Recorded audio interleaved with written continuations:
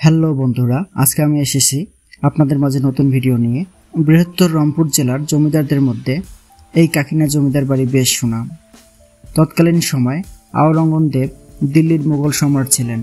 আওরঙ্গজেবের মামা শায়েস্তা খাঁ ছিলেন বাংলার সুবেদার।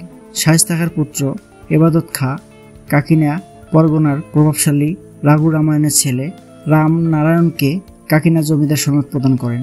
শায়েস্তা খাঁর পুত্র এবাদত খাঁ কাকিনা পরগনার প্রভাবশালী রাঘু রামায়ণের ছেলে রামনারায়ণকে কাকিনা জমিদার সনদ প্রদান করেন।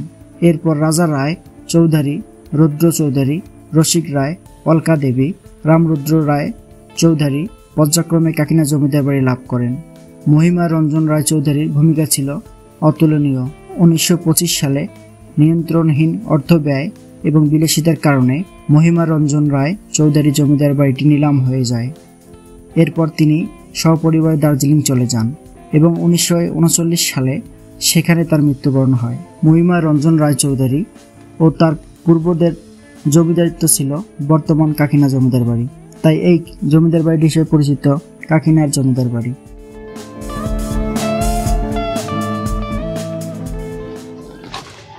এইটুকু ফাঁক দিয়ে আমি ভিতরে প্রবেশ করলাম।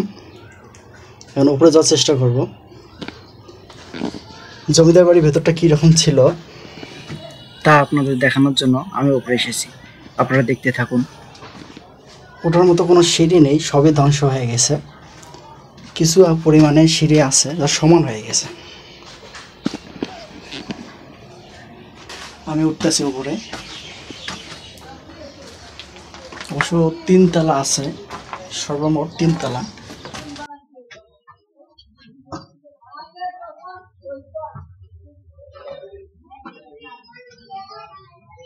আমি 3 তলায় এখন দাঁড়িয়ে রয়েছি।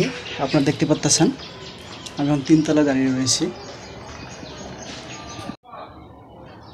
উপরে ওঠা সিঁড়িগুলো একদম নষ্ট হয়ে গেছে।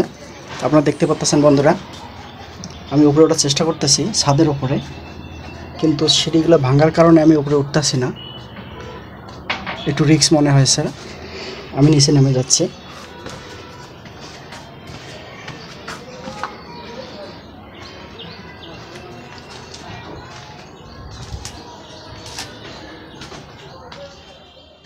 অবহেলায় দিনে দিনে এই জমিদার বাড়িটি নষ্ট হয়ে যাচ্ছে, ইটগুলো ধসে যাচ্ছে, আর উপরে ওঠা সিঁড়িটি বিলীন হয়ে যাচ্ছে।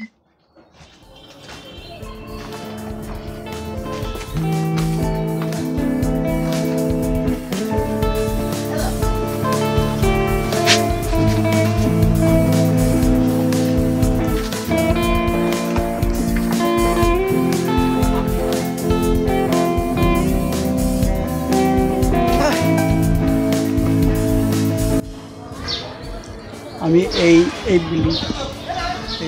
জমিদার বাড়িটির উপরে উঠছিলাম, একদম উপরে। আপনারা দেখতে পাচ্ছেন একদম উপরে উঠছিলাম আমি, আপনাদেরকে দেখাইলাম।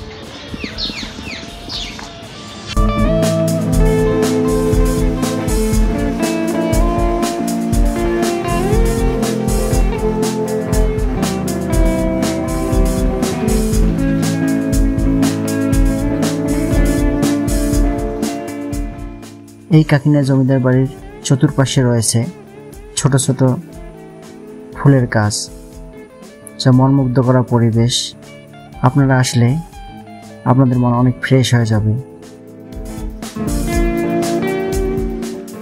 হ্যালো গাইস, আমার ভিডিওটি যদি আপনাদের ভালো লেগে থাকে তাহলে আমার চ্যানেলটি সাবস্ক্রাইব করুন এবং বেল আইকনটি অন করে রাখুন। ভালো থাকুন, সুস্থ থাকুন। আল্লাহ হাফেজ।